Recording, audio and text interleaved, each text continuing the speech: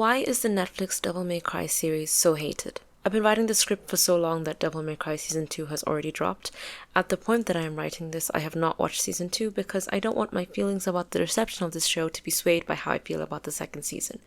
At the point that I post this video though, I think I'll have watched some parts of Season 2, so there may be a chance that future me might add something in as I edit. Right off the bat, I will say that I have absolutely no connection to the game this show is based on. I watched the entire series before I found out that it was even based on a game. The same thing happened with Castlevania as well. I actually thought it was an original concept. You might be wondering why I'm talking about this if I don't know the games, and it's because my question still stands. If DMC was an unfaithful adaptation that was the only issue with it, then those would be the only complaints that I see.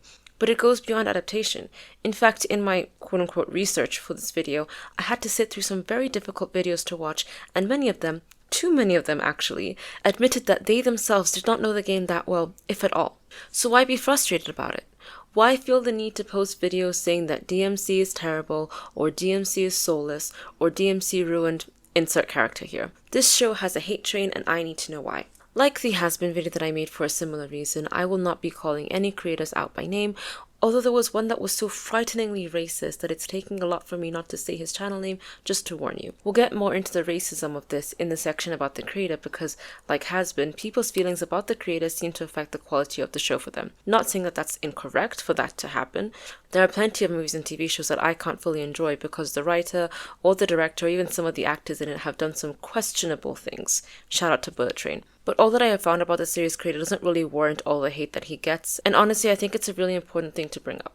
But we'll get into that later. So, like I said, I'm not in the slightest bit familiar with the DMC game, okay? And for the sake of this video, I don't need to be. Because this video is meant to investigate the wagon of hate that this show has following it, and its faithfulness as an adaptation is not brought up enough or with enough focus and emphasis for me to call that the sole reason for the hate. Think about Netflix's Avatar and the Last Airbender movie. Two things that I have not and will not watch in full probably ever. I really did try with the movie, I just couldn't. The point is, those movies are pretty bad adaptations, we know.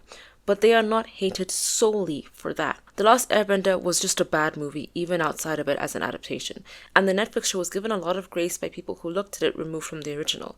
So I can't even say that these projects, well, no, I can't safely say that this project is hated, and if it is, it's not as hated as Devil May Cry. Okay, I think that's enough disclaimers about the original game. So going forward, I'm only going to be referring to the series Devil May Cry. Not the game, not the anime, just this one. Okay, in this universe, hell is not an afterlife, but instead it's a different dimension inhabited by beings that are referred to as demons by the humans. At some point, like way back when, these worlds were connected and humans were enslaved by the demon overlords. Dante, the main character, have I said spoilers yet? Okay, spoilers for season 1 in case it wasn't already clear. Dante turns out to be the son of Sparta, who was another powerful demon who sided with the humans and separated the two worlds.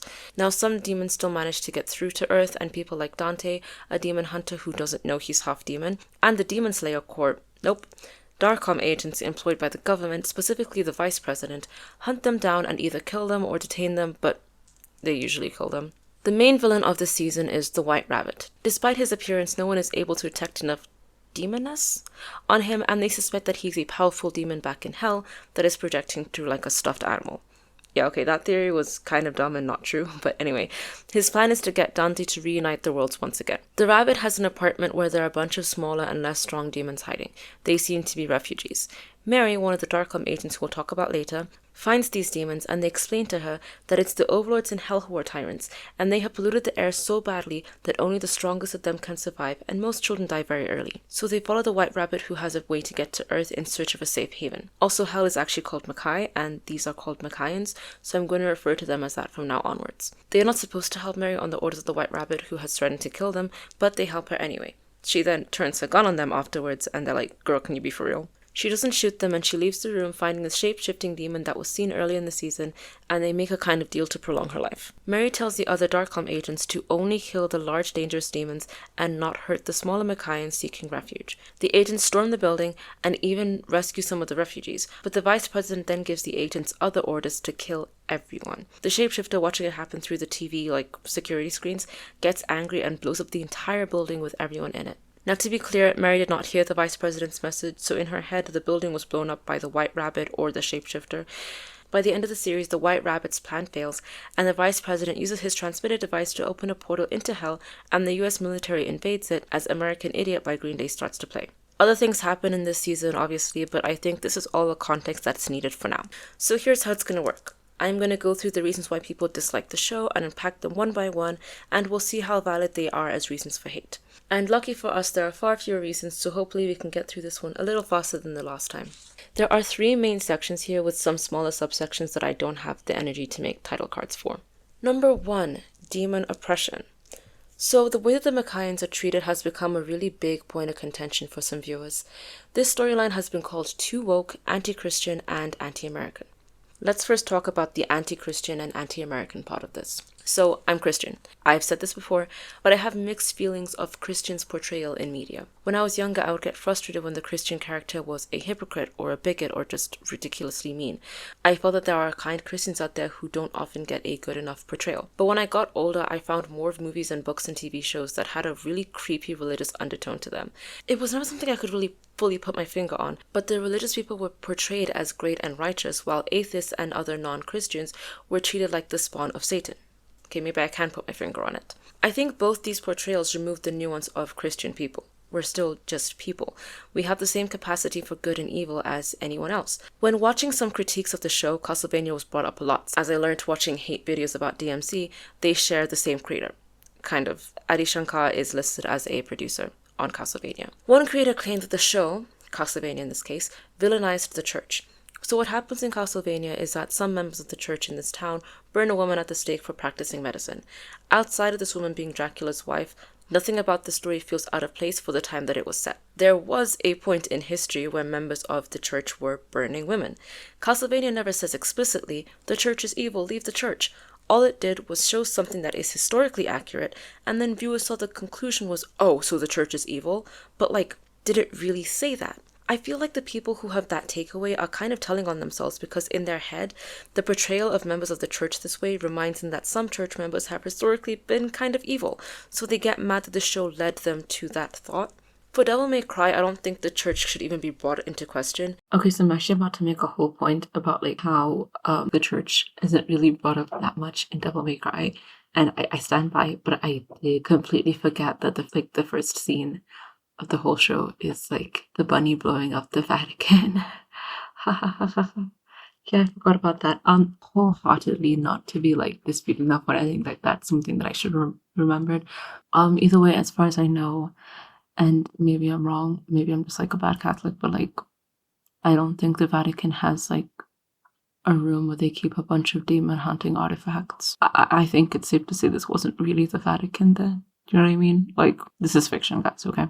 I think that the only thing the show scrutinizes is the idea of blindly holding on to a belief, which is something that extends beyond religion and also to the military and darkroom agents. There's a type of Christianity that places a lot of emphasis on us versus them. It's very Christian nationalist, and I think what I'm trying to say can also extend to the military with how they will treat the people of an enemy country as less than human or not human at all. You see, since I was a kid, I always had issues with the idea of God's chosen people, especially when the reading of this phrase was so literal as if this term was referring to a race of people, which, fine, maybe it was at some point in the Bible, but now the term seems to be used to speak of Christians, but at the same time, God made everything, including non-Christians. Why would they not be God's people as well? Why would God not choose them? I never mean to speak about religion so much on my channel because, if I'm honest, it can be a divisive topic that can alienate part of my audience. And also, I don't think I'm religious enough to speak about it on my channel as if I'm some kind of expert on this whole field. I think the reason why this show, and even Hazbin Hotel, intrigued me is that I feel slightly disillusioned with the idea of hell in a religious context. And even though Devil May Cry isn't actually about hell, it still raises important points. No matter how much or little I grow in my faith, I never want to reach a point where I view others who are not like me or who disagree with me as enemies or people that I need to save from hell by forcing them to join my side, or that they are people who are here to cause chaos and destruction. That's not the kind of religion that I want to believe in. Because that's another thing. Belief is a choice. You can choose what to believe in, and you can choose to believe in God or not, or what kind of God you want to believe in. I choose to believe in a God who is loving and kind to all, and because of that, the idea of hell as a place removed from God's lights where your sins cannot be forgiven contradicts the version of God that I want to believe in. So it's hard for me to believe in hell in that sense. And choosing beliefs is also about recalibrating your beliefs based on what you've learned. For example, if you grew up being taught that black people are secretly the devil's minions and that they can't be trusted, but then you actually meet and interact with regular black people and this belief starts to crumble, you are allowed to change what you believe in. You should. What happens in Devil May Cry is a refusal to change beliefs based on new information. Many Christians say the Bible holds all the answers, and I think this can be true in a non-literal sense. For example, the Bible makes no mention of aliens. Well, it makes no mentions of other planets as well, I don't think. I don't read the Bible, don't quote me on that.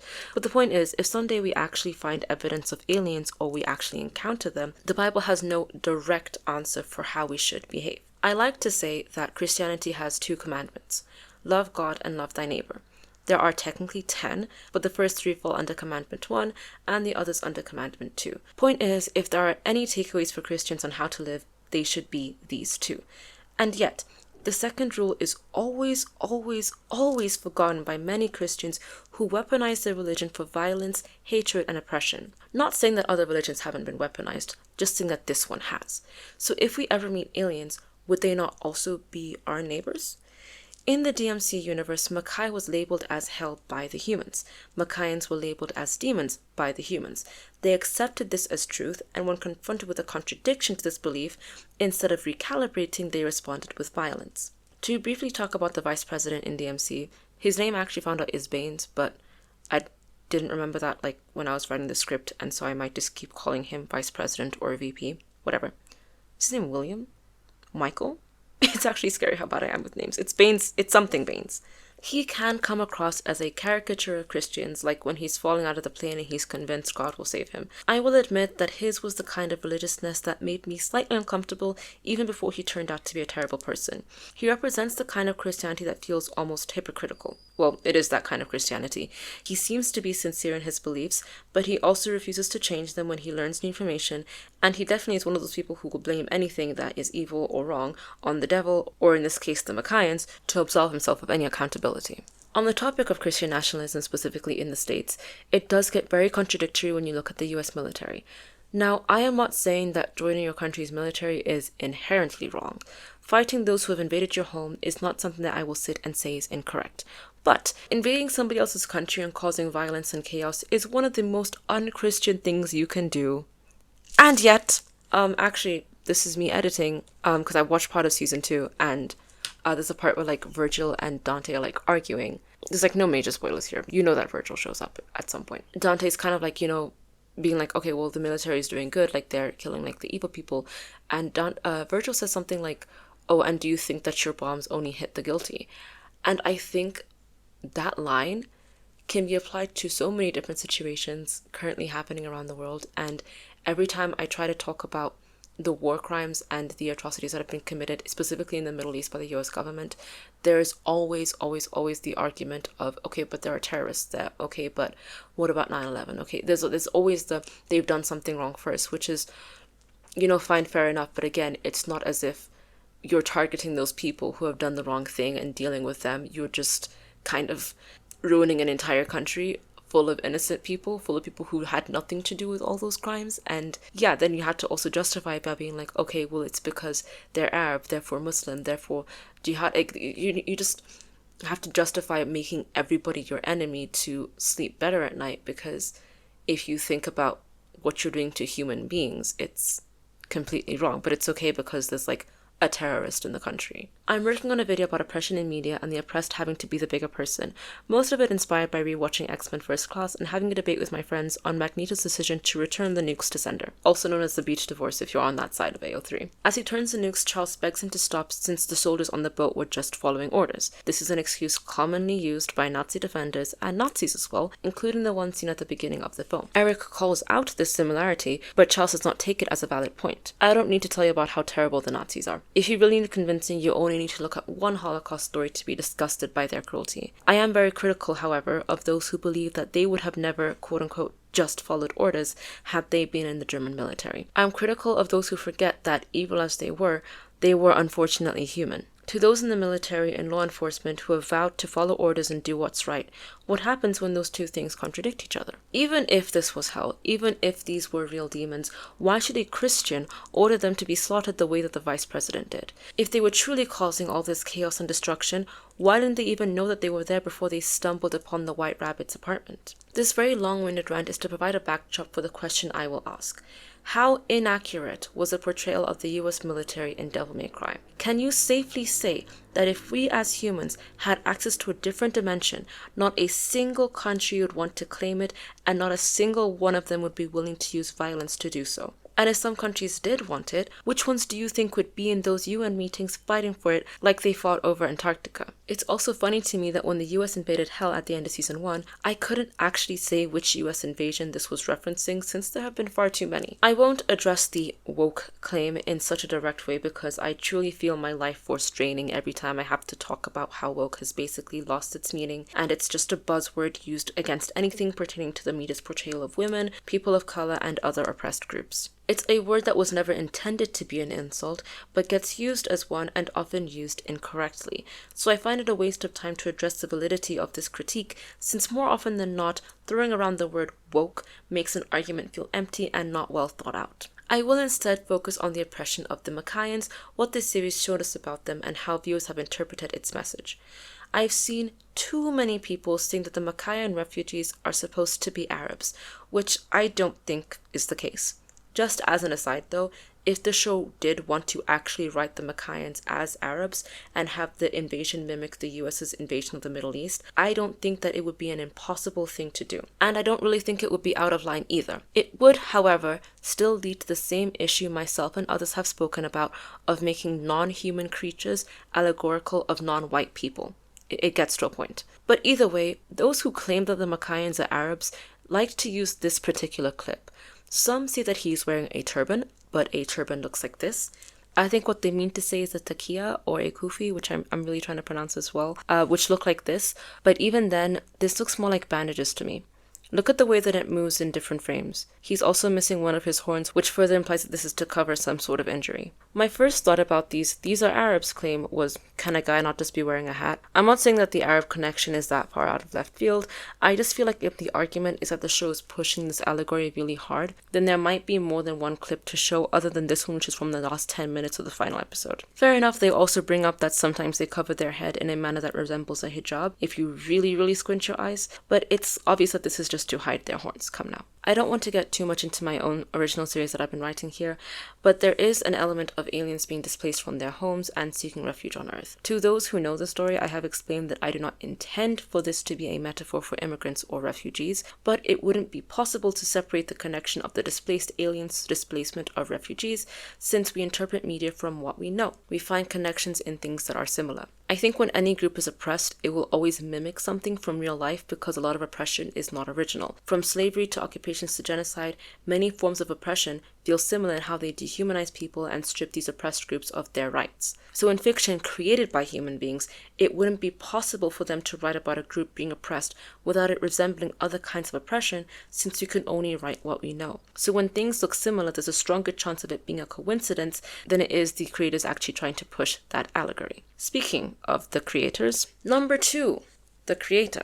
The series creator Adi Shankar has become a major talking point on the DMC hate train. It's interesting to me that I didn't see that much hate after Castlevania was released, partially because it was well received enough at the time, but since DMC has become unpopular, Shankar is being dragged and Castlevania is also being brought into the mix at times. The main issue people seem to have with him is that he weighed in on Apu. Apu is a character from The Simpsons that a comedian called Harry Kondobalu had frustrations about and made a documentary on the topic called The Problem with Apu. After its release, The Simpsons creator said that he regretted the character and removed him from the show. Technically, what actually happened was the voice actor, who is white, stepped down from the role and Apu had no more speaking lines and then was later kind of killed off. This caused backlash, with much criticism being turned to Kondobalu, calling him the reason for Apu's removal. So what does this have to do with Shankar? He also weighed in on the situation and made an animated video to promote a script contest for better ways to write Apu. And yeah, that's about it. He's now guilty by association because of how infamous this documentary was, and I guess people found this video to be kind of cringe. Both the documentary and the video Shankar made have parts that I agree with and parts that I don't. I don't know if I would have gone about things the same way if I was in their shoes. That being said, the response to this has been to say that Apu was a perfectly nuanced Indian character and was well written to contradict Kondabalu and make it seem like he was complaining for no reason. And I think that we have to take a pause there. Can we say that he was the most offensive Indian character ever created? No. But let's not act as if he didn't sell expired items at a higher price and low-key kind of scam people. Like, yes, he was nuanced, but let's not pretend that he was the best written character out there. And mind you, this whole idea of like the shady salesman, that is a very negative stereotype associated with both South Asian and Arab people. This is a really messed up stereotype about brown people that still plays a part here that should also be considered here. Shankar's video touched on a lot of elements of Apu's character, but many point out his criticism of Apu's accent. This is a part that I feel Shankar should have been a bit more specific about, like about what the problem with Apu's accent actually specifically is. He does get more nuanced towards the end, but many people just quote him saying, "Why do you still talk like that?" But even if he had done this, viewers wouldn't have given him the benefit of the doubt either way. Their main takeaway was, oh, so Indian people can't have accents anymore? Wow. But can you guys tell me what accent Apu has? Like, yeah, okay, it's Indian, but what region of India? What other languages does he speak? And if you're about to say Hindi, do you know that for sure, or are you just making an assumption? You don't need to know the answer to that question, but do you know who definitely didn't know the answer? The creators and Apu's original voice actor. The purpose of comedy is to make people laugh, yes, for sure. I am not saying that doing an accent has no place in comedy, but when your joke starts to alienate a certain minority group, you should consider what the joke actually is. There are a lot of questions about the difference between doing a French or Italian accent for a joke versus doing an Indian accent or an African accent. I just realized I just put Africa as if it was a country. I'm actually not even doing that. Like, genuinely speaking, when I say an African accent, there's just the one that people do. Like, you know what I'm talking about. You know that one accent. Let me not get angry. And to keep the answer simple, it goes to whose representation is most nuanced in media. French and Italian people can be portrayed as villains, good guys, heartthrobs, and everything in between. Their accents do not cause people to laugh simply by hearing them. But think about how often other accents are used where the punchline is, ha ha ha, listen to that silly accent. Think about the interpretations of certain accents. It is very well known that for some, speaking English in a particular accent can cause others to perceive them as less intelligent, violent, or sometimes even savage. Actually, a small aside, during the 2024 Olympics, there were like a bunch of like different clips and videos that played during the opening ceremony. These were like ads and like promos from like different Olympians around the world. And obviously, you know, the Olympics is like a global international event, and everyone was speaking English, yes, but they all had different accents because they all came from different backgrounds. But at some point, there was this one man who was from an African country, I can't remember which one it was, and he spoke in plain good English, nothing was broken, everything was fine. But for him and only him, there were subtitles. There were English subtitles for the English he was speaking. Now, maybe there was a reason for this, maybe the people who made this video, this was like independent of all the other videos and they just decided let's just put subtitles. But it also felt like this idea that some accents are more acceptable and understandable and others are not. I'll say the French accent, for example. It can be very thick. I can always feel people trying to make an effort to understand them.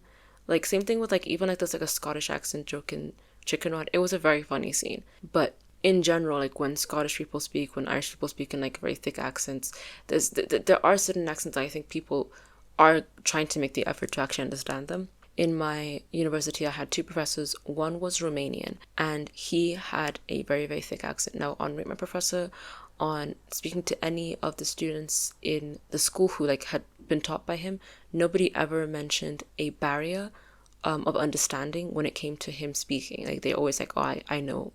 That no one had an issue with the way that he spoke. But I had another professor who was from Sri Lanka. Loki, I understood her better than the Romanian guy. Like, I understood them both well enough, but like, I understood her a bit more. Like, there was never a moment where I was like, what did she just say? But on her, my professor, people were always talking about her accent.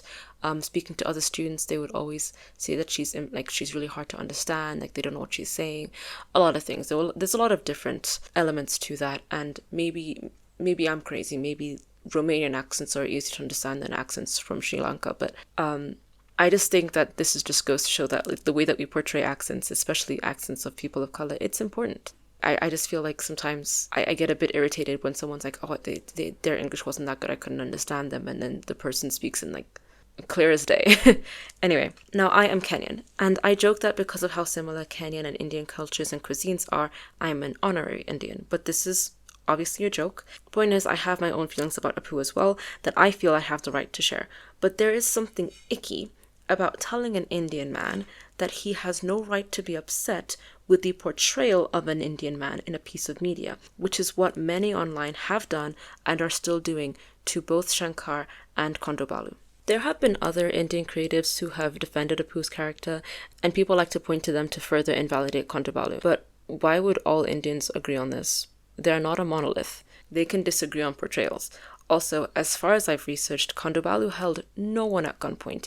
In fact, most of the videos of people talking about him say that he's a loser, and this documentary is his only claim to fame. But what that reveals is that he therefore didn't have any power over the situation because he's kind of a nobody in the industry. So then, how could he truly have forced their hand? You'll say it put pressure on them, but this documentary is so hated that the Simpsons creator could have just ignored it, or better yet, they could have actually understood it and what it was actually trying to say. I recommend watching this clip from Hank Azaria, the original voice of Apu, who I'm not even going to blame for Apu being removed because he just stepped down from the role and then later on the character was removed. But in this clip, he explains his decision to step down from this role. I'm not going to spend any more time explaining the bad optics of white people putting on non-white accents. The people who are like, oh, why isn't it racist to do a British accent, but it's racist to do an Indian one? Don't feel like they're genuinely wanting to know the difference, in my opinion. Azaria explains that he himself realized that he was causing harm. He was upset at the fact that people were using the name Apu as a slur for Indians, and he didn't feel that it was right for him to continue voicing the character. He attributes parts of this turnaround to Kondobalu's documentary, but that doesn't have to mean that he was pressured to do it. It could also mean that he was inspired to do it. And as I mentioned before, I don't feel the need to harp on him, but there definitely was a point in comedy where they're not going to say it out loud, but the Indian accent was funny. It was a joke. It was something that you do for a bit.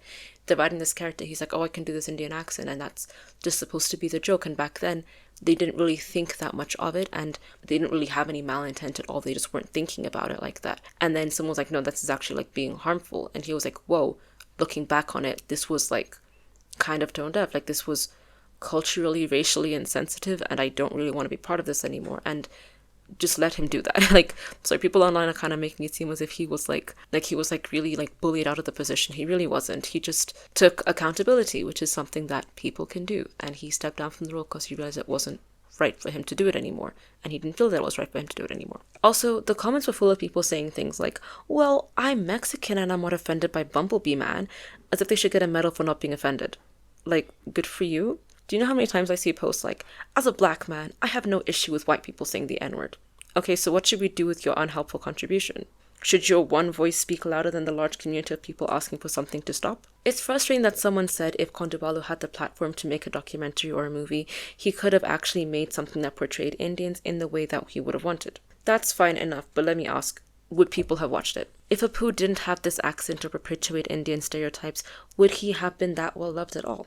Don't misunderstand me, having an accent or writing a small story is something that Indians do around the world, and these aren't things that can't be depicted. But also remember this was one of the only Indians being depicted at the time on Western TV. And not just Indians, but black people, East Asians, and even Latinos. White audiences have historically felt more comfortable when these people are put into boxes and kept in those boxes. Before I get into my next example, I also want to bring up the movie American Fiction, because that movie has a very, very interesting and nuanced conversation about the stories that become popular, specifically regarding black people and how black people are portrayed. And I think it also kind of goes into this whole thing of if you don't like if you don't like black people constantly being portrayed as poor or victimized or oppressed, why not create a movie where that's not happening? And then you do, and then nobody watches it, because at the end of the day, if white audiences aren't satisfied with something, that's a big deal, because white audiences make up a really, really,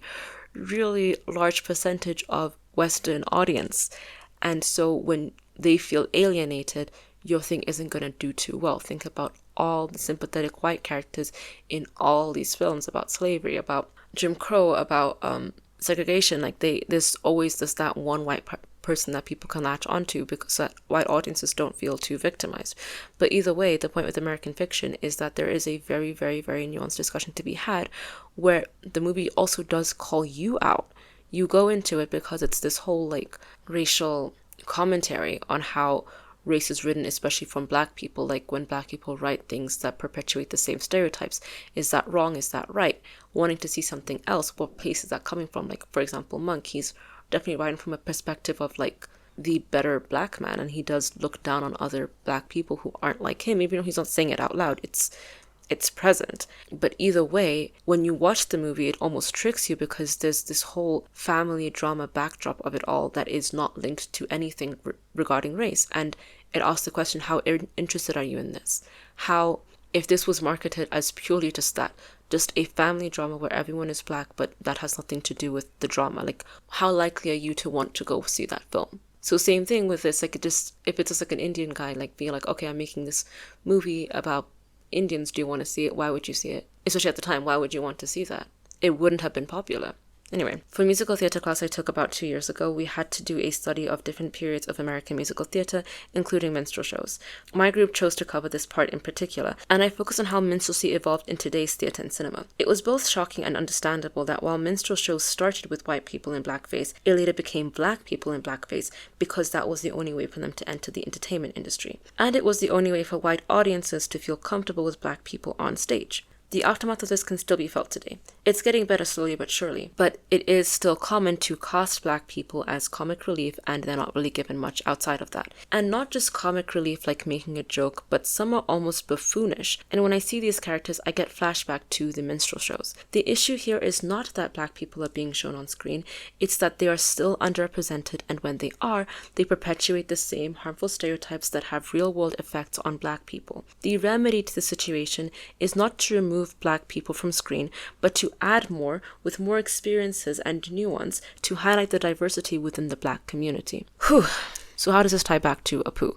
Well, firstly, it ties back to Shankar's video where it almost felt at some point that he was blaming Apu for the situation, not the white people in the room, but he obviously did call out the white people in the room eventually, so watch the whole video. But it's also this idea that just telling creators to just make a new story, just remove these people of color from their boxes, like write nuanced stories, write things that are not bound by stereotypes. Yes, that was all well and good to say, but I will tell you right now, if he had made a movie like that back in the early 2000s, Kondabalu would have almost surely, you would never have heard of him, okay? At the end of the day, it would not have reached the same level of popularity, and I mean that in terms of viewership, as the Problem with the Pooh documentary did. Y'all like chaos out there. Don't act like you don't like controversy. Don't act like it didn't sell. You might wonder why this is frustrating me so much if I myself am not Indian and I don't fully stand with the things that both Kondabalu and Shankar have done in terms of Apu and Indian representation as a whole. Well, it's because, let's be real, it's getting racist. If you dislike something an Indian man has done, you can call it out without disrespecting his race and culture. Do you know how many people will either intentionally mispronounce Kondabalu's name or admit that they don't care about its pronunciation as they talk about this? And to hold Indian people to a different standard than the white creators of The Simpsons who made their own decision about Apu, that isn't fair. Saying heinous things about Shankar online that are directed less to his creative abilities and more to his race and culture is quite literally the definition of racism. And even if you're not actively making racial comments, there is still a different standard that these Indian men are being held to. It reminds me of that one Peter Dinklage incident where he expressed his frustrations with the original 7 dwarfs from Disney's Snow White, then shortly afterwards the dwarfs were scrapped from the remake, then added back as like CGI magic creatures. So creepy. Instead of Disney getting hate for this, the backlash was actually directed towards Dinklage. Like, hello? Again, he held no one hostage to change these characters. He simply voiced his opinion on how people like him are portrayed. Not even saying that there shouldn't be any dwarves, but saying that they should be written as 3-dimensional characters.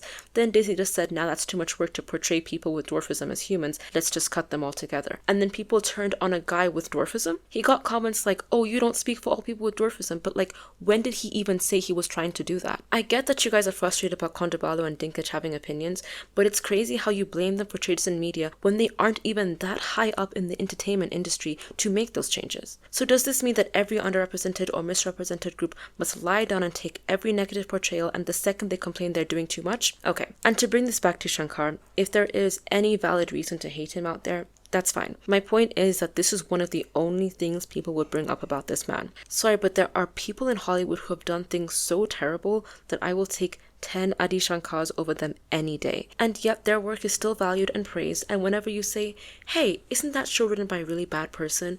They tell you, yeah, well, you gotta separate the art from the artist. And regardless of how you feel about the Apu situation, there has been a massive improvement of Indians' portrayal in Western media, which we can't deny is really important. Number 3, Mary. Okay, let's take a deep breath in and out. Chances are you clicked on this video fully aware that I was gonna have to talk about Mary. But before anything else, let me explain who Mary is in the context of Devil May Cry. Mary is one of Darkom's elite agents. Her backstory is broken up between episodes. As a child, she was obsessed with hunting monsters and demons someday, and one night her family is almost attacked by a demon in a subway station. This demon is actually knocked away by a train, and the family survives this. What you find out later is that Mary's father went a little bit crazy after trying to report this encounter to the police, who refused to believe what he and his family saw. I don't even know where he got it, but he finds demon blood and decides to use it on himself to prove that demons are real. He injects it into himself, becomes a crazy monster, kills Mary's mother, tries to kill Mary, but she escapes and he gets trapped in the burning house. Her full backstory is in episode 6 and it coincides with the White Rabbit's backstory. Spoiler alert, he's actually just a human man. When he was a boy, he found a portal to Makai and grew up with a community of Makaians. When he got older, one of his friends died from all the pollution, so he led them in small groups to his world. During one of these trips, a team of Darkom agents led by an all-grown-up Mary execute the demons, leaving the rabbit slightly alive. He uses the blood of the Makaians to prolong his life, taking a stuffed animal and making a mask out of it, vowing vengeance against Darkom. He also reveals himself to Mary in the end, and after he is defeated, Mary betrays Dante, drugging him and letting Darkom freeze him. We'll come back to that part in a bit. Also, while I'm here, it's not that big a deal, but some people have issues with the fact that the bunny's mouth can move even though it's just a mask, which I was also confused about. They said he sewed the mask onto his face, but then later in the series he took it off pretty easily and it didn't seem like he had any wounds where the stitch would have been. I don't know. Either way, his face moving so seamlessly, excuse the pun, feels more like an aesthetic choice that people wouldn't have cared about if they liked the show. Like how in Spider-Man his eyes can squint when he's in the mask, which doesn't actually make any sense, but we need to know what his emotions are and this was the best way to go about it. So yes, his mouth moving makes no sense, but no, it's not a reason to hate the show. Now, I will admit that when I first watched this show, I didn't like Mary. It wasn't I didn't like how she was written, I just found her kind of very slightly annoying. But the more I sat with it, the more I questioned if she was written this way on purpose or not. I do have an interpretation of Mary that I'll get into at the end of this section, but for now let's address the many points of criticism of Mary. Main one is that she swears too much. Guys, what is happening? Am I losing my mind? When did this become a thing? I feel like everything these days is a complaint that shows rated R have too much swearing. I'll watch something where people are having their limbs cut off and they're drowning in their own blood, and people online will clutch their pearls because the F word was dropped. I'm finally catching up with the boys and I'm feeling whatever way I'm feeling about this series. I predicted this was going to be a season not well received by fans, and I'm right so far. While I've only watched one episode, I've seen a lot of disgruntled comments and posts about this season. Something that I did see is that, with Kimiko now speaking, she swears too much. I get it, it's kind of on the excessive side, but I don't know if that's because it truly is excessive or because we've literally never heard this character speak. I find it interesting though, and I brought this up in my Husband Hotel video, that I feel like this whole swearing too much thing is usually used against female characters, because every second word that comes out of Butcher's mouth is a swear word. In fact, I think sometimes he's making things up. I was watching this show without subtitles and Butcher was saying something, and I was like, what language was that? I swear he was making up new cuss words. But the point is that this man swears too much, but I have never heard of this being an issue. But now, Kimiko swears too much. Am I confused? Same with Devil May Cry. They say that Mary swears too much, but if swearing is a part of Butch's characterization, why couldn't it also be a part of Mary's? What are we, Puritans? Swearing is okay, but only if men do it, and if women do it, it's gross? What are we doing here, guys? They also say that they make Mary swear like that because they want to make her seem cool and edgy, but then it's falling flat. But I think it's the same with Butcher. There are many times where I actually think it's a little bit corny how much he swears and what he says, and sometimes it's even called out in the show, what are you talking about? Maybe in his head he thinks that it's cooler than it sounds. I think it's likely that the writers put that in to be that's the person that he is, but this isn't actually something that we're saying is that cool. There's also this picture that was used in almost every video I saw about Mary, and I feel mixed about it. Yes, I get it makes the writer seem insincere and uninterested in the source material, but it also shows us more about who this version of Mary is, because why would she care all that much about the demon lore? All she just needs to do is catch them or kill them depending on her mission, and she has this information because it's helpful, but she isn't going to recite it like it's something that she cares about because she doesn't. at least in the beginning. With this video enhancements, it's difficult for me to know if I'm entering a space where I'm refuting every point of criticism for the sake of my argument that most of this hate is undeserved. I am gonna be like 100,000% honest. Mary was a very irritating character in the beginning of season 1. She seemed like she thought she was cooler than she is, and that she was like this action hero of some cheesy blockbuster film. And honestly, I don't know if the show did this with self-awareness or not. Maybe she was actually supposed to be the most likable character on the show. But here's how I interpreted her character. My interpretation is based on what I see, what I think the writer could be saying, and what I feel it should be saying. Your interpretation will obviously be different, and with some things we may never know what the true message was. This is why I'm writing it before season 2, because I don't want to backtrack on what I've written out of embarrassment that I was wrong. I don't care.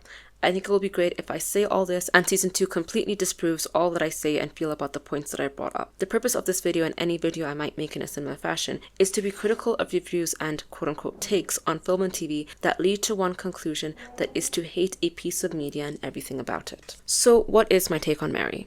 She's the same as Dante, mentally immature because of childhood trauma. Dante's immaturity presents more goofy and unserious, where Mary's is the opposite. Overly serious, like when she was playing Kill All the Demons as a child. I think Mary craves a very simple black and white world where humans are good and demons are bad, and all she has to do is get rid of the bad. I think the more that she can believe in this kind of world, the more she doesn't have to make peace with the fact that the subway demon didn't ruin her life. Her father did. She's similar to the vice president, blaming the world's problems and her own on demons instead of on herself or other humans. As long as she can do this, she won't have to confront the fact that she has the same capacity for evil as the demons and that they have capacity for good as well. This might also reflect why she swears like she does, like a child trying to be grown up, thinking that they're in some cheesy action film. Killing the White Rabbit's cohort was evil, but sparing them and listening to what they had to say would have contradicted her narrative of good humans and bad demons. If she was not running for her life when she was in that White Rabbit's apartment, she would have probably just killed those Makaian refugees. But because she literally was about to die because she was hiding, this encounter with the Makaian refugees was one of the first times that she was forced to confront this nuance of reality. And she handled it as well as she could have. Well, after she pointed the gun. She recalibrated her beliefs, didn't kill the shapeshifter, and ordered her agents not to kill the refugees. But when the building blows up, she likely blames the rabbit for this explosion, reminding her of her assumption that Makaians are evil, because at this point she's still assuming that the bunny is a demon. The rabbits reveal that not only is he human, but he became a villain because of Mary. This reveal is the final dismantling of her beliefs, and it is too difficult for her to recalibrate, which is why she betrays Dante, choosing to go back to her black and white view of things because reality is too difficult for her. She's not mature enough to face it. Now, also, the US does invade hell right afterwards, so it's safe to say she regretted her decision, but still, season 2 can come along and prove all of this wrong, and that is fine. Despite me being right 99% of the time, I have no issue with admitting being wrong about something. Even if this isn't the case, even if Mary isn't a likable person, whether or not the writers intended this to be the case, I think that we really need to let female characters be unlikable. It gets so irritating when male characters are forgiven and given grace when they are literal douchebags, but the second a female character is a little bit mean or annoying, we riot. It's enough. I think that these are the main reasons why people don't like Mary, or at least the reasons that they say. She is a lot more clothed in this version than the game, and I suspect that's part of the frustration people have with her, but don't quote me on that. I think I've covered most of the reasons why people hate the show. If I missed anything, feel free to comment below. No guarantee that I'll respond to it. Most of this show's hate is just kind of a nothing burger, a lot of people not saying what's truly bothering them, and listing pointless criticism of the show. This show isn't for everyone, and that is okay. I don't think that it's perfect, but I just think that we don't have to make baseless claims about a show when we dislike it. To conclude though, I'd have to say how much I love this show. It is so fun and cool, the soundtrack eats, the animation visuals are outstanding, especially in episode 6 of season 1. I feel like the combination of drama and comedy whilst leaning more towards a comedic tone makes this show that much more endearing for me. In fact, it was the scene in the first episode when Dante is doing that little dance sequence. It's so goofy and so silly. I actually went back, paused it, texted my sis that she needs to watch the show, sent her a video of it, and then watched it one more time. I loved that scene so much. I also, have been watching season 2, and that part in episode 2 when Dante's trying out the guns. No, I'm not a gun girly, but it is not good how many times I have rewatched that scene. Can I tell you what I love about that scene? It is so unnecessary. This is actually fan service that I'm on board with. It didn't add anything, but they still put it in. And that's why I like the show. And that's why I like the show. Because if you're gonna put something in and that's unnecessary, make it enjoyable. And they made it enjoyable. I encourage anyone to watch this show if they have not. And I honestly feel pity for those who watch this and don't feel the same level of thrill and joy that I do. Maybe they're incapable of it, or maybe they just need to choose to enjoy it. Hi everyone, thanks for watching. Before you click away, please follow me on Letterboxd and Serializd. These are my accounts, and there's also links in the description. I watch a lot of movies and TV, and I may or may not make a video on everything that I watch, but if you want to know what I'm watching, suggest things, see my reviews. Otherwise, yes, if you made it to the entire video, thank you. At some point, I was kind of convinced I wasn't going to make this, and I think that's kind of also explaining why. There's probably like a bunch of reasons that people hate the show that I haven't really spoken about. Like I spoke about the main ones, but there's just like some small claims in here that I don't really know what to do with. Any reason for hate that is purely like 100% like it's a bad adaptation or that the creator doesn't care about the show enough. I also think that yeah, it's one of those shows that if you look at removed like from whatever the game was like as an adaptation, it's like pretty chill, like it's pretty good, it's pretty fun. But also I have seen clips from the game, and I think it's safe to say that I'm not a game girly. I'll be the first to admit it. I don't get video games. I'm really sorry. I'm sorry if you like the game. I'm sure it's great. But every clip I see, I have to question like, is this what we're fighting over? Anyway, also especially like with the calling the bandages on that person's hat, calling it a turban, but like the fact that one creator made that claim that it was supposed to be like some kind of religious head covering, and everyone just started like saying that as well, but no one took the time to like think through what they were saying. Also, can you please get some more unlikable female characters? Because even when we try to make them likable, people hate them anyway, so let's just make them unlikable. Yes, please subscribe, like, comment, have a discussion. Until next time, I'm just this girl, and thank you for watching.